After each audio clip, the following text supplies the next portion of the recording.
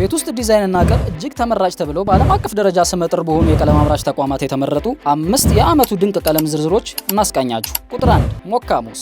ይህ የቀለም አይነት የቅንጦት ከሚባሉ ቀለሞች ተርታ የሚመደብ ግርማ ሞገስን የሚያላብስና በራስ መተማመንን የሚያላብስ ሲሉ ገልጸውታል። ይህ ቀለም ፓንተን በተሰኘው ዓለም አቀፍ የቀለም ማመሳከሪያ ድረገጽ የዓመቱ ምርጥ ቀለም ተብሎ የተመረጠ ቀለም ነው። ቁጥር 2 ማፕድ ብሉ።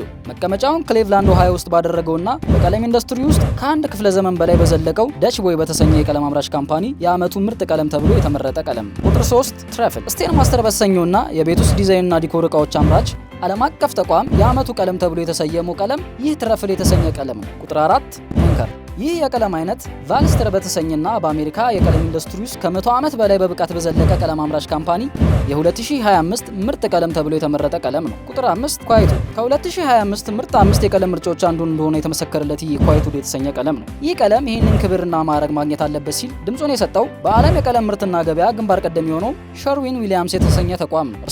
እርሶ በያዝነው የፈረንጆች ዓመት የትኛው ቀለም ይበልጥ ጎልቶ ታይቶታል? የእርሶስ የቀለም ምርጫ ምን አይነት ይሆን?